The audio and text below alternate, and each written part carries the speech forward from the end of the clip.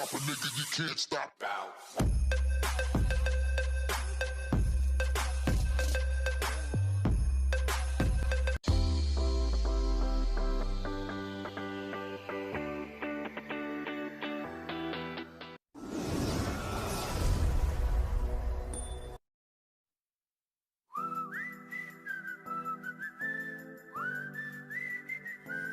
ඉර පොළවට හාදු දෙන්නටත් කලියෙන්ම අවදි වෙලා අතපය කැන්නකන් දහඩිය වගුරවල සැපක් නොවිදම සුවක් නොදැනීම දිනක් පාසාම මගේ ලෝකෙ වෙහෙසවලා වැඩ කරපු එකම එක කෙනෙක් හිටියා. මම අම්මගේ බඩේ ඉද්දිත් මාවයි මගේ අම්මාවයි තමන්ගේ ඇස් දෙක වගේ බලාගත්තු. දසමසක් ගෙවිලා ගිහිල්ලා මා අම්මගේ බඩෙන් එළියට ඇවිල්ලා පළවෙනි පාරට අඬද්දි මගේ කඳුළු එයාගේ වේදනාව කරගත්තු. මගේ හිනාව එයාගේ සතුටට හරවගත්තු. මගේ ආරක්ෂාව එයාගේ මුළු ජීවිතයම කරගත්තු. මගේ අනාගතය එයාගේ මුවගට නැගුණු එකම සිනාව කරගත්තු. මේ ආදම ලෝකේ මට හම්බවෙච්ච පළමු සහ එකම සොඳුරු බර මිනිසා. ඒ වෙන කවුරුවත් නෙමෙයි. මගේ කතාවේ කතා නායකයා වෙන සෙනෙහස නැති නිහඬ යුල්පතක් බඳු හදවතක් හිමි. ඒ හදවතේ අභ්‍යන්තරයේ ඇතිවන අව්‍යාජ ආදරයක සැබෑම හිමිකාරයා වුණු ආදරණීය තාත්තා. ටිකෙන් ටික මම ලොකු වෙලා බඩගිනි කියලා කනගාලා නැද්දි එයාගේ උණුවේ කිරිවලට හැරෙන්නේ නැති වුණාට ටිකක් වෙලා එයාගේ බලාගෙන ඉඳලා එයාගේ ලස්සන ඇස්වලින් මට කියපු ඒ කතන්දර අහගෙන ඉඳි ඇත්තටම මගේ බඩගින්න නැති වෙලා ගියා තාත්තේ. දිවාරය දෙකේම තාත්තයා ඔයාගේ ඇස් දෙකට පොඩි හරි දක්වත් දෙන්නේ නැතුව අපි වෙනුවෙන්ම හැම වෙලේම කැප වෙලා ඔයා අතපය කැන්නේ ගම්ම දාඩිය වකුරවලා ඔයාගේ බඩ නොක අපිටම කවලා ඒ රහ කර කන අපි දිහා බලාගෙන ඉඳලා එදා ඔයාගේ බඩකට පුරව ගත්තේ. අද හවස්සෙද්දි බීගන ගෙදර ඇවිල්ලා පවුල් වනසන මත්තුන තාත්තලාට නම කෙනා ආදර්ශයක් වෙමනේ. ලෝකයටම කෑගහල පෙන්නේ නැතත් තාත්තේ ඇත්තටම ආදරය කරපු ඔයා කොච්චර සාක්කුව හිස්සුනත් නෑ බෑ නොකියම පුණ්‍යම අපේ බඩකට පිරෙව්වේ මේ මහා ලෝකයටම මහා පෝසතෙක් වෙමිනි. නොපෙනෙන සෙනෙහස කරගට පිරිද ඇති පුරෝගන මායාවක් වුන් මේ කුරුළු ලෝකය අපට පෙන්වන්නට ජීවිතයේ මහමෙරක් තරම් වේදනාවන් උහුලගෙන අපිව ආදරයෙන් ඕනුම් කරපු ඔයාට හිසර සෙවණක් කියලා යමක් ලැබුණා නම් ඒ පෙරදින හෙළපු දාමිදුවක් විතරයි තාත්තේ. සමනල කන්ද වගේ දරුපෙම කරේ තියාගෙන දහඩිය මුතුවලින් බදසාර කරපු ඔයා ඇත්තරම නොසිඳෙන මහ සයුරක් වගේ සෙනෙහස උතුරවල මගේ ජීවිතේ ශක්තිමත්ම පවරන.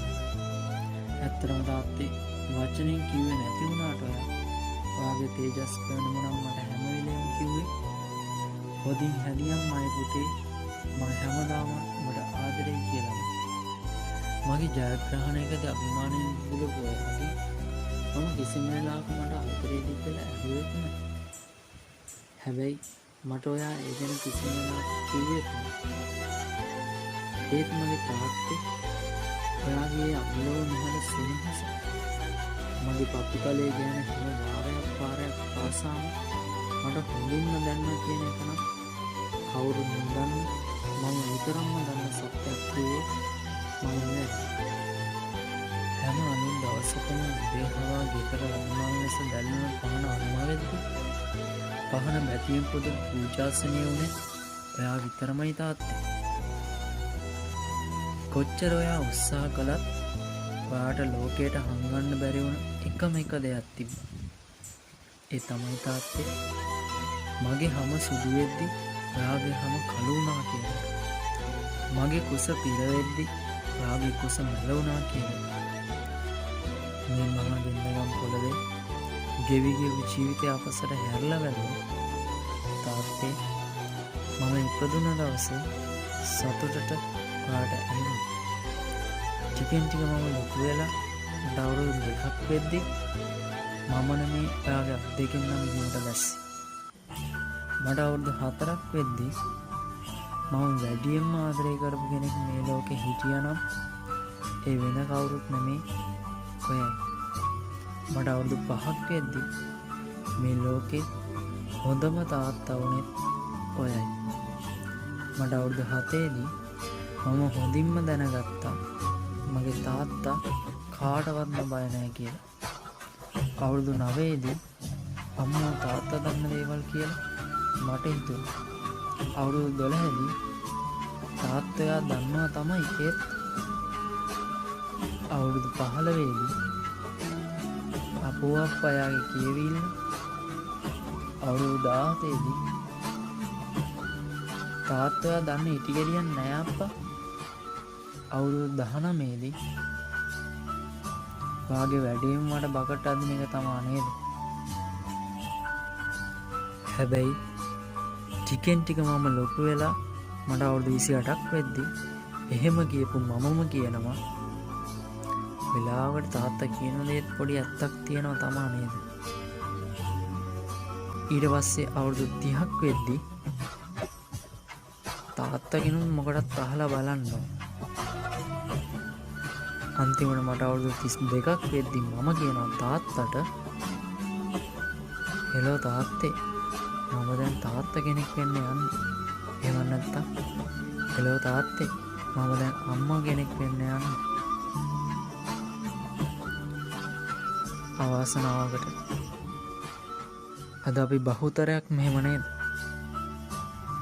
ඉතින් වෙනස් වෙන්න ඕන තැන කොතනද? තීරණය ඔබ සතු. So that we must try to change our wrong places and wrong things. However, ball is in your court.